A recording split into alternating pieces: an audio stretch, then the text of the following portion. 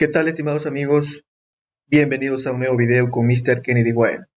Vamos a desarrollar un ejercicio del curso de Ingeniería Antisísmica de la Pontificia Universidad Católica del Perú, tomada en la Facultad de Ciencias e Ingeniería en el año 2018.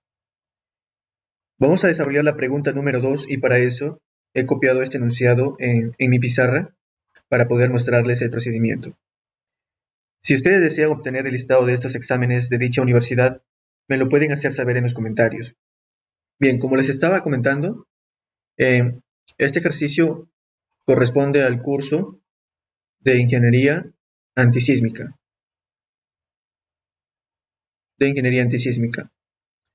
Les comento que en mi universidad, este curso también se le denomina Diseño Sismo Resistente. Diseño Sismo Resistente. Es una pequeña aclaración. Bien, empezamos con el enunciado. Nos dice, en la figura 3, acá mostramos la figura 3. En la figura 3 se muestra una institución educativa de concreto armado con un módulo de elasticidad de 2.2 por 10 a la sexta toneladas metro cuadrado, ubicada en Piura sobre un suelo arenoso tipo S2. Todas las columnas cuadradas son iguales, tienen 40 centímetros de lado y se pueden considerar como articuladas en su base. El sistema de techado permite considerar diafragmas rígidos en cada piso. El peso sísmico de cada nivel se detalla en la tabla 2 y puede concentrarse a nivel de diafragma. Bien, esta tabla 2 más adelante lo vamos a desglosar por mientras seguimos leyendo el enunciado, ¿no? Y qué es lo que solicita este ejercicio, ¿no? Nos dice que se realizará el análisis estático de la norma E030 solamente en la dirección XX, empleando preliminarmente un modelo traslacional de corte, suponiendo que el edificio no tiene ninguna irregularidad. Se pide. Entonces, aquí tenemos desde el ítem A hasta el I que vamos a ir calculando paso a paso. Entonces, nosotros debemos saber que para desarrollar este tipo de ejercicios debemos tener en cuenta la norma E030 de diseño sismo resistente que está dentro del Reglamento Nacional de Edificaciones. Bien, como nuestro ejercicio se trata de una institución educativa de concreto armado localizada en Piura, entonces si nosotros vamos a la norma E030, aquí tenemos en el artículo 10 tenemos la zonificación, ¿no? Donde se muestra un mapa que si nosotros ya conocemos en la ubicación de cada departamento, podemos determinar en qué zona sísmica está cada región, ¿no? En el caso de Piura, va a estar en la zona que está de color rojo, ¿no? En la zona 4. Pero si queremos, no sé, ver de otro departamento y no sabemos exactamente dónde está, la norma también nos da unas tablas, ¿no? Unos cuadros donde nosotros podemos ubicar la región, las provincias, los distritos y determinar la zona sísmica, ¿no? Por ejemplo, en el caso de Piura, en las tablas que está en la página 62, Piura va a estar en la zona 4, ¿no? Entonces, esa zona 4 nos dice que va a tener un valor de 0.45, ¿no? Entonces, el factor Z va a ser de 0.45. Aparte, ¿qué otro dato necesitamos saber? Perdón, entramos acá. Si leemos el apartado A, nos dice que los parámetros Z, U, C, S, periodo corto, periodo largo, irregularidad en planta, etc. Dice, obtenga el periodo fundamental del edificio con la siguiente expresión. Esta expresión del periodo fundamental se encuentra también en la norma E030, ¿no? Entonces, como les había mencionado, ¿no? En el desarrollo de cada apartado vamos a ir verificando la norma E030, ¿no? Porque allí están los parámetros de diseño que debemos tener en cuenta. Bien, ahora, para desglosar el cuadro que les mencioné, el de la tabla número 2, lo vamos a ir sacando acá para el techo 1, el techo 2 y el techo 3. El peso sísmico está en unidades de tonelada metro al cuadrado, ¿no? Que es de 1.20 toneladas para el segundo, 1.20 y en el último 0.80. Luego vamos a considerar, si observamos la figura 3, tenemos el, el detalle en planta y en elevación, ¿no? Entonces acá vamos a considerar el área que va a estar en metros cuadrados y podemos determinar el peso, ¿no? Que va a estar ya en toneladas, el peso de cada nivel. Entonces, si nosotros sumamos, estas dimensiones, vamos a obtener el área, ¿no? Como se trata de un edificio regular, entonces no habrá mucha dificultad, ¿no? Entonces, al sumar eso, por ejemplo, acá vamos a tener en este lado, vamos a tener 13,50. Si sumamos en este lado horizontal, vamos a tener 5,50 más 6 más 5,50, 17 metros, ¿no? Entonces, la multiplicación de esos dos lados, como es un edificio regular y coinciden en los tres niveles, entonces el área va a ser el mismo, ¿no? Vamos a obtener 229,50 metros cuadrados en los tres niveles, 229,50 y 229,50. Ahora, ¿cómo obtenemos el peso? Como ya conocemos el área, para el peso simplemente nosotros eh, vamos a, vamos a multiplicarlo nomás, ¿no? Aquí, para obtener el peso, entonces aquí multiplicamos el peso sísmico por el área, ¿no? En- y aquí vamos a obtener lo siguiente. Entonces, si multiplicamos 1,20 por 229,50, vamos a obtener un valor de 275,40 toneladas. Como el piso 1 y el piso 2 van a tener el mismo peso sísmico, por lo tanto, esto es igual. Y donde varía es en el último piso, ¿no? Que es menor. Y aquí va a haber un valor de 183,60. Bien, aquí si nosotros sumamos este, estos pesos, perdón, ¿sí? Si nosotros sumamos estos pesos, vamos a tener un peso total igual a 734,40 toneladas, ¿no? 40 toneladas. Bien, eh, por último, nosotros también tenemos que conociendo los pesos, vamos a determinar las masas, ¿no? Que la unidad de la masa va a ser tonelada segundo al cuadrado sobre metros. Entonces, ¿cómo determinamos nosotros la masa? Si conocemos que el peso es igual a la masa por la gravedad, entonces aquí simplemente nosotros vamos a despejar, ¿no? La masa entonces sería igual al peso entre la gravedad. La gravedad lo vamos a dejar en un valor de 9,81 metros por segundo al cuadrado. Entonces, ya conociendo esos datos, entonces la primera masa tendría un valor de, perdón, acá para modificar esto.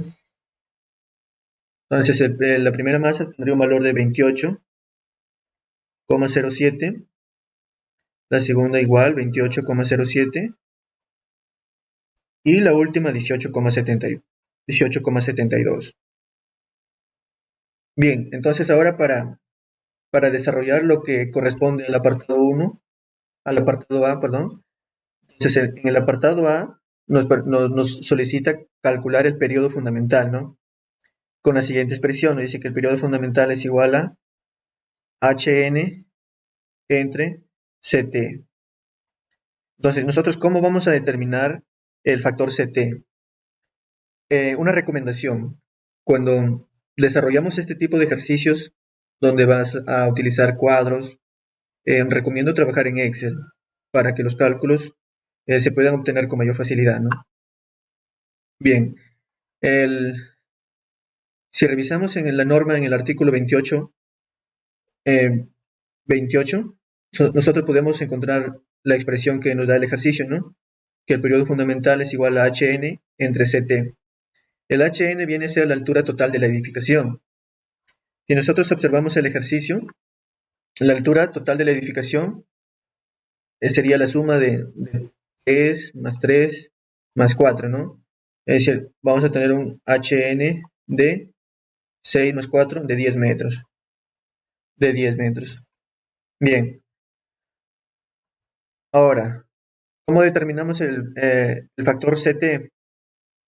Entonces, el factor CT puede obtener tres valores, ¿no? Puede ser de 35, 45 y 60. Pero como el enunciado nos indica que se trata de un edificio de pórticos de concreto armado, entonces el valor de CT que vamos a considerar va a ser de 35. Bien, entonces como lo mencionaba, ¿no? En el desarrollo de este ejercicio nos vamos a ir ayudando de un Excel. Bien, en el factor Z, como ya habíamos visto, eh, vamos a, vamos a trabajar con un valor de 0.45, ¿no? Ya que Piura se encuentra en la zona 4. Y para calcular el periodo fundamental de vibración, entonces ingresamos en el HN, sería 10 y CT sería 35, ¿no?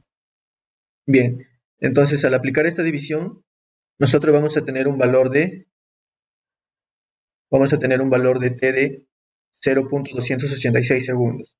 Entonces ese sería el valor fundamental de vibración, 0.286 segundos. Entonces el periodo fundamental de vibración sería 0,286 segundos. Como acá ya se vio, HN sería 10 metros entre CT que vale 35. Bien, ahora en el apartado B, nos piden calcular la fuerza cortante basal del edificio. Entonces aquí para calcular la fuerza cortante basal del edificio, nosotros vamos a aplicar la siguiente fórmula. Entonces la cortante basal se va a calcular con la siguiente fórmula, ¿no? Que lo estoy escribiendo aquí. Todo este factor multiplicado por el peso sísmico, ¿no? Entonces, aquí vamos a ir ya determinando los valores de estos factores, ¿no? El factor Z, como sabemos que se trata de Piura, va a tener un valor de 0,45. El factor U. El factor U va a depender del tipo de uso de la edificación, ¿no? En este caso se trata de una institución educativa de concreto armado. Si nosotros vamos a la norma, cuando se trata de una institución educativa, si revisamos el artículo 15, especifica la categoría de las edificaciones y el factor de uso U. Por lo tanto, si se trata de una institución educativa, va a estar en la categoría A, ¿no? De edificaciones esenciales. Bien, entonces cuando está en la categoría A, el factor U va a tomar un valor de 1,5. Entonces vamos apuntando estos datos. El factor U entonces va a tener un valor de 1,5. Bien, ¿qué más tenemos que calcular? El factor C. El factor C. Para determinar el factor C, primero vamos a tomar el orden del enunciado cuando nos dice que Piura está ubicada en un suelo arenoso tipo S2. Entonces, cuando hablamos de un suelo arenoso tipo S2, si nosotros nos vamos a la tabla, a las tablas de la norma, cuando entramos cuando hablamos de un tipo de suelo S2, hablamos de un suelo intermedio. Bien, teniendo esta noción, vamos a los cuadros siguientes. Bien, acá, para determinar el factor S. Entonces, este cuadro es sencillo de utilizar. Como Piura está ubicado en una zona 4 y el enunciado nos dice que pertenece a un suelo intermedio S2, entonces la intersección de esto vendría a ser 1,05. Entonces ya encontramos el valor de S. Entonces el valor de S sería 1,05. Bien, ¿qué más tenemos que calcular? Entonces, si observamos el cuadro siguiente, perdón acá, en la tabla número 4, vamos a tener los periodos cortos TP y periodos largos TL. Teniendo en cuenta el perfil del suelo, ¿no? Como sabemos, hablamos de un perfil de suelo S2. Entonces, para un perfil de suelo S2, perdón, S2, hablamos de un TP igual y un TL igual a. Entonces, el TP, el TP tiene un valor de 0,6 segundos y el TL tiene un valor de 2. Entonces, y el TL tiene un valor de 2,0. Bien, ahora, si nosotros queremos determinar el valor de C, vamos a tener que considerar en qué intervalo se encuentra, ¿no? Si revisamos acá estos apuntes, entonces en el artículo 14, vamos a ubicar en el artículo 14 para que nos guiemos acá. Entonces, para determinar el factor de amplificación sísmica C, vamos a tener en cuenta estas siguientes expresiones, ¿no? Nos dicen cuando el periodo fundamental es menor que TP, el valor de C toma un valor de 2,5. Vamos a ir probando el primero. Entonces, nos dicen que si el periodo fundamental es menor que TP, perdón, si esto es menor que TP, entonces el valor C tomaría un valor de 2,5. Comparamos. El TP, el periodo fundamental nos dio un valor de 0,286 y el TP nos da un valor de 0,6. Entonces, como si cumple la condición, entonces el valor de C nos quedaría de 2,5. Como ya coincide la primera, seguimos avanzando ya. Ya no verificamos las demás, ¿no? Y el valor de R. Recordemos que en el enunciado nos dice que suponen que el edificio no tiene ninguna irregularidad. ¿Qué significa esto? Que nuestro edificio va a ser regular y por lo tanto cuando nosotros tengamos que evaluar las irregularidades, en este caso, perdón si revisamos acá, cuando evaluamos las irregularidades vamos a revisar, por ejemplo, la tabla número 8, irregularidades estructurales en altura, que está representada por el IA, y las irregularidades estructurales en planta, ¿no? Que está representada por el IP. Entonces, estos cuadros se tienen que analizar a detalle, pero como el ejercicio lo indica que no tiene ninguna irregularidad, eh, se suele tomar o se toma que el IP, perdón, que el IP tendría un valor de 1 y el IA tendría un valor de 1. Bien, entonces para determinar el factor de R, entonces para determinar el factor de R, se utiliza esta fórmula. El R sub 0 multiplicado por el IA por el IP. Entonces, como se trata de, verifiquemos la tabla para determinar el R sub 0. Acá tenemos el R sub 0. Entonces, como ven, como nuestro edificio se trata de concreto armado, de pórticos, el R sub 0 toma un valor de 8. Bien, conociendo ya este valor, vamos acá y multiplicamos, ¿no? Entonces, R sería a 8 por 1 por 1. Entonces, el factor de reacción sísmica tendría un valor de 8. Bien, ya tenemos todos los datos ya, ¿no? Para reemplazar en la fórmula. Entonces, acá simplemente vamos a reemplazar esos datos, ¿no? El factor perdón, acá,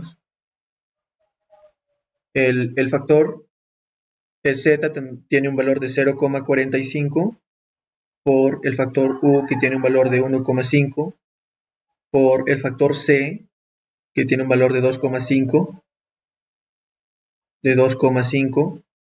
por, no olvidemos que el valor S tiene un valor de 1,05 y el factor R tiene un valor de 8.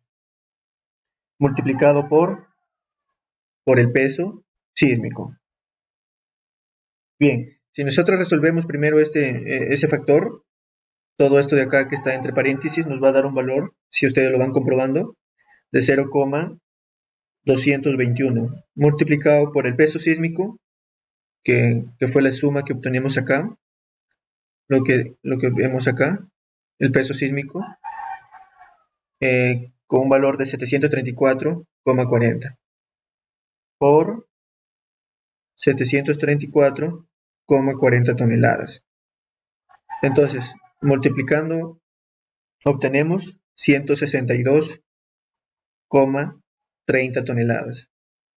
Bien, entonces este dato que hemos calculado es muy importante porque nos va a permitir también, más adelante calcular lo que es la fuerza sísmica en altura, ¿no? Bien, ahora seguimos avanzando. Ya hemos calculado la fuerza cortante basal.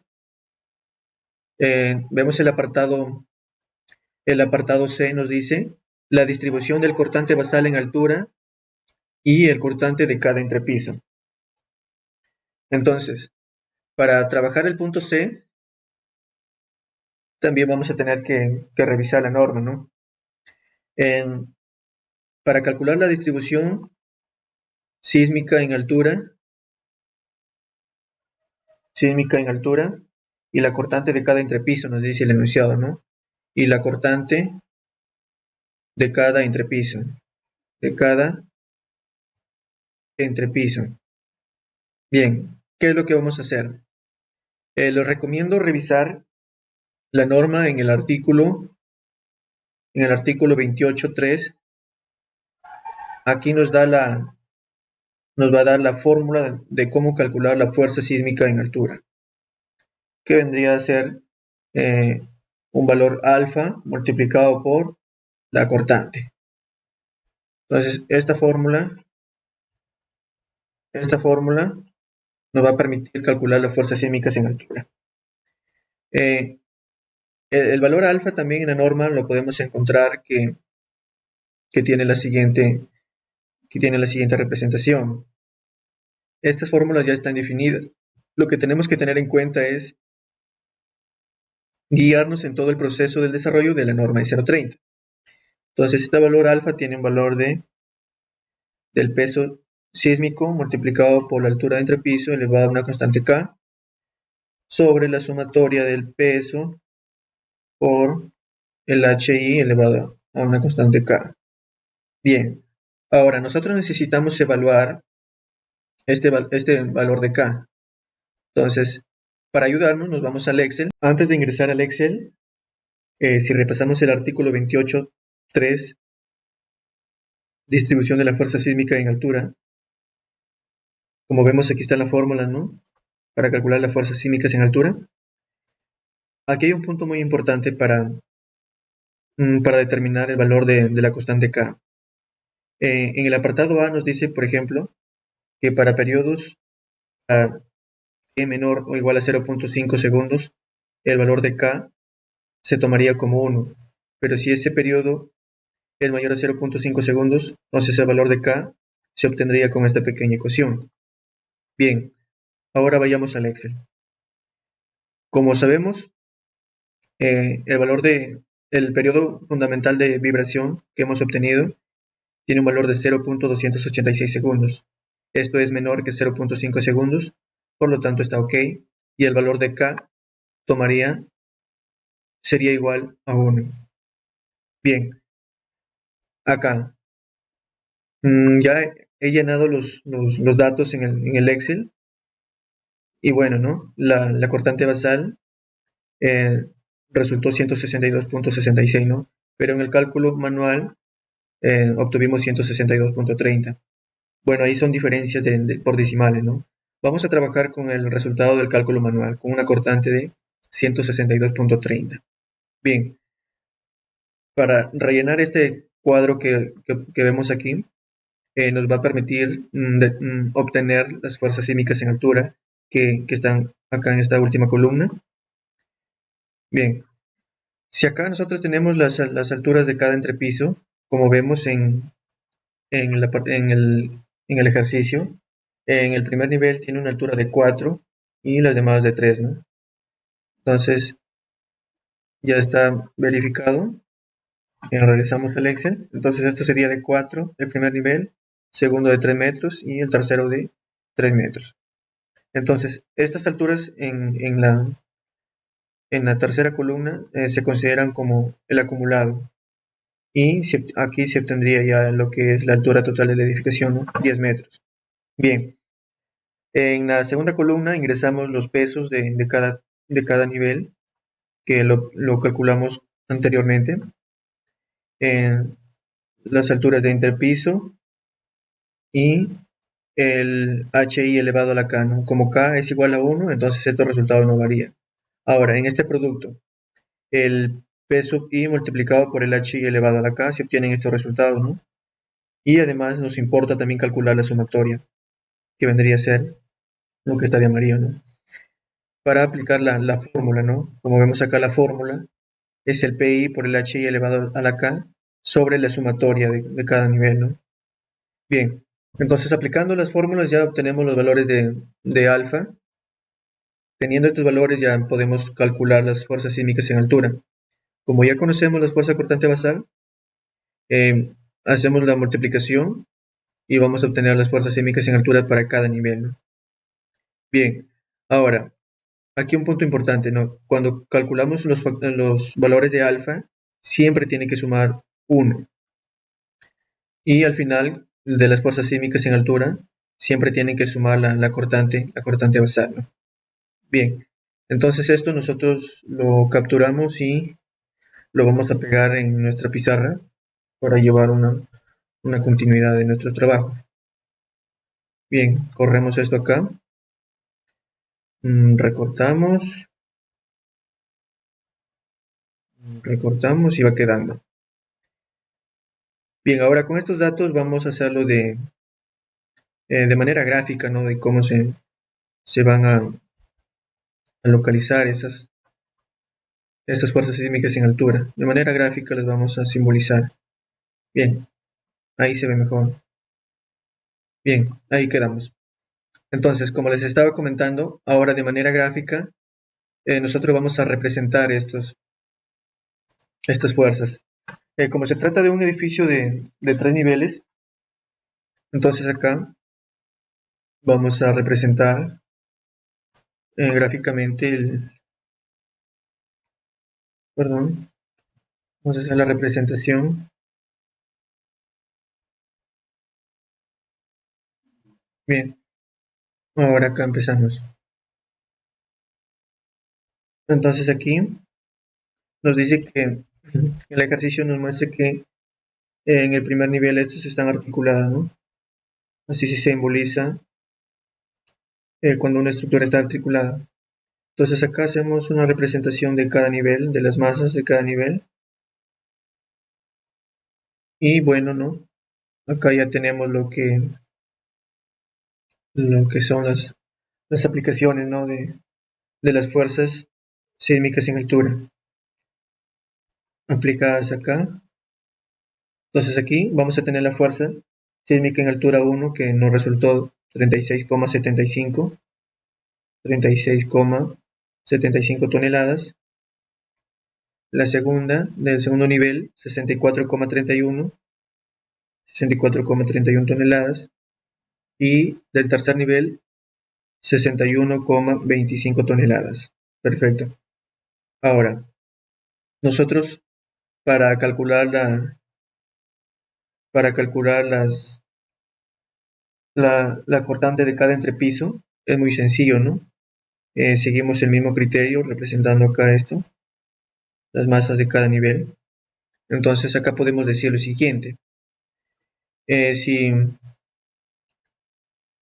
para determinar esto de las cortantes de cada entrepiso es muy sencillo. Acá voy a hacer una representación, es decir, aproximada de cómo actúan las cortantes de cada entrepiso, ¿no? Como las cargas, las fuerzas actúan, por ejemplo, en este caso de izquierda a derecha, nos importa que calcular las cortantes de cada entrepiso, ¿no? ¿Y cómo lo vamos a hacer? ¿Cómo la calculamos?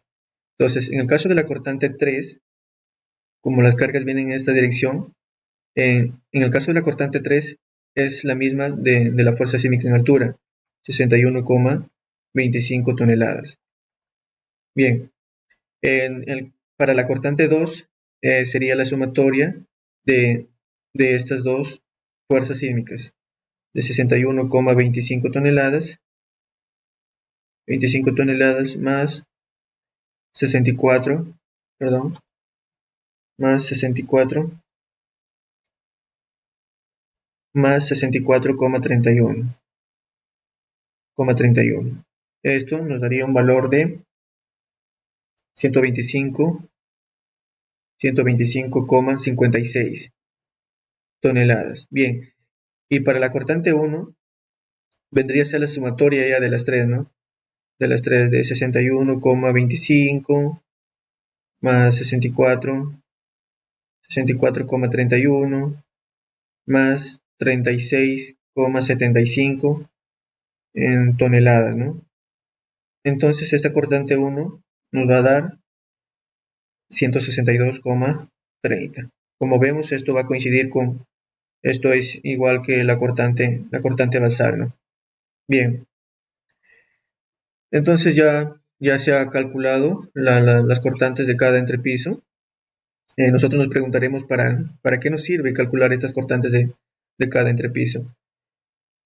Más adelante en los demás apartados, cuando nos piden calcular, por ejemplo, si revisamos los enunciados, en el apartado E nos pide calcular los desplazamientos y las derivas inelásticas. Ahí nos va a ser necesario utilizar estas cortantes de cada entrepiso. Ahora, vamos a pasar al apartado D y vamos a calcular los momentos torsores accidentales de cada piso. Entonces, en el apartado D, en el apartado D vamos a calcular los momentos torsores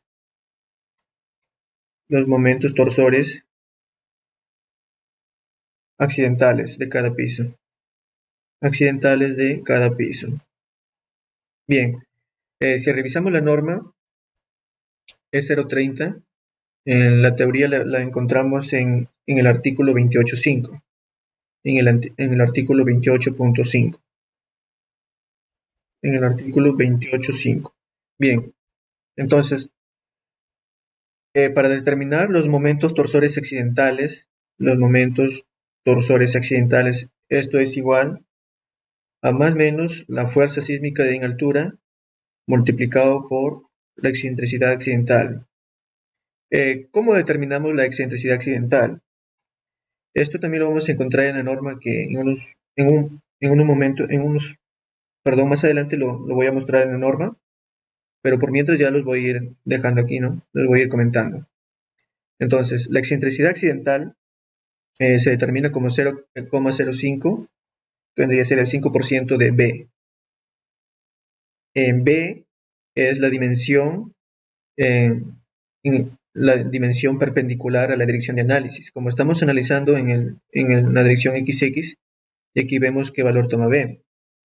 Entonces, si vamos a la norma en el artículo 28.5, en el artículo 28.5, avanzamos, acá tenemos la excentricidad accidental, ¿no? Para estructuras con diafragmas rígidos, se supone que la fuerza de cada nivel actúa en los centros de masa del nivel respectivo, y se considera además de la excentricidad propia de la estructura del efecto de excentricidades accidentales en cada dirección de análisis, como se indica a continuación. Bueno, en este caso solamente se va a analizar en la dirección XX porque así lo solicita el ejercicio. Bien, en el inciso A nos dice, en el centro de masas de cada nivel, además de la fuerza lateral estática actuante, se aplica un momento torsor accidental, ¿no? Que se calcula como las fuerzas sísmicas en altura por la excentricidad accidental, ¿no? Bien, aquí este es el punto que les quería comentar. Dice que para cada dirección de análisis, la excentricidad accidental en cada nivel EI se considera como 0,05 veces la dimensión del edificio en la dirección perpendicular a la dirección de análisis. Bien, ahora vamos al enunciado. Entonces, si nosotros estamos analizando en la dirección XX, la dimensión perpendicular a la dirección de análisis vendría a ser el 13,50, ¿no? La longitud de 13,50. Bien, entonces nosotros vamos ya acá a la fórmula y reemplazamos, ¿no? Entonces la excentricidad accidental vendría a ser el 5% de B de 13,50. Entonces esto nos va a dar un valor de 0,675 metros. Bien, ahora, para ir determinando los momentos torsores, vamos a hacer acá un pequeño cuadrito para no confundirnos. Bien, ahí tenemos, ¿no? Como ya sabemos, acá vamos a colocar en lo que es el piso número 1, el piso número 2 y el piso número 3. Y las fuerzas en toneladas. Y aquí vamos a tener el momento torsor, ¿no? Accidental, que esto va a estar en toneladas metro. Bien, como sabemos, el momento torsor es la multiplicación, ¿no? Y acá colocamos ya los datos de las fuerzas sísmicas en altura que hemos calculado, ¿no? Para el primer piso es de 36,75 toneladas, segundo piso 64,31 toneladas y en el tercer nivel 61,25 toneladas. Bien, entonces aplicando esta fórmula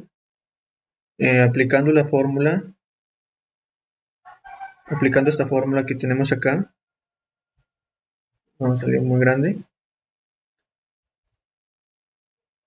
Aplicando esta fórmula que la estoy remarcando acá, nosotros vamos ya a determinar, ¿no?, los momentos torsores accidentales. Ustedes van a ir comprobando, ¿no?, estos resultados y yo lo voy a apuntar acá directamente. Para el primer nivel resultó 24,81 toneladas metro. Para el segundo nivel 43,41 toneladas metro. Y para el último nivel 41,34 toneladas metro. Bien, ahora, si recordamos, en el apartado D nos solicitaban calcular los desplazamientos y derivas elásticas. Entonces, los desplazamientos y derivas elásticas.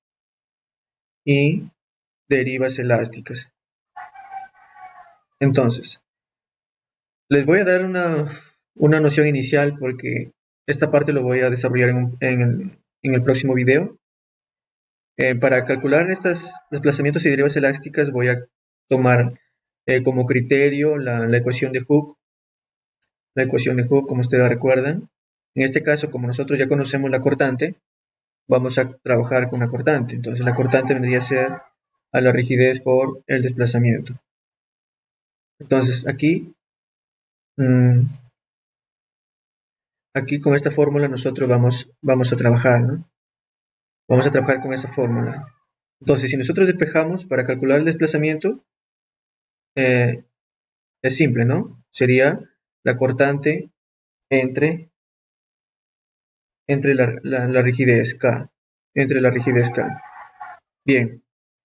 Entonces, teniendo ya este conocimiento previo de cómo calcular los desplazamientos, tomando como referencia la ecuación de Hooke, en el próximo video les voy a explicar con mucho más detalle, ¿no?, de cómo determinar estos desplazamientos. Hay diferentes métodos de calcular los desplazamientos, ¿no?, y las derivas elásticas.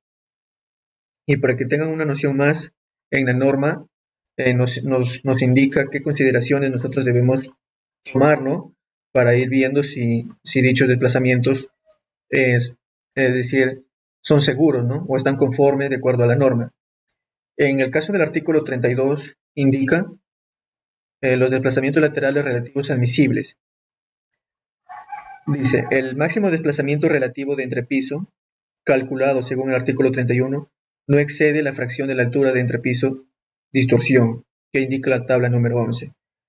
Como nuestro edificio tiene como material predominante el concreto armado, por lo tanto, el límite de distorsión de entrepiso vendría a ser de 0,007.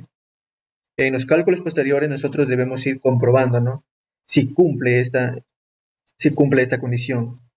En el caso de que no cumpla, se recomienda rigidizar la estructura o redimensionar, ¿no?, las columnas. Bien, entonces nos estamos viendo en el próximo video y gracias por ver este contenido y les invito a suscribirse a mi canal para seguir subiendo más contenido acerca del curso de Ingeniería Antisísmica.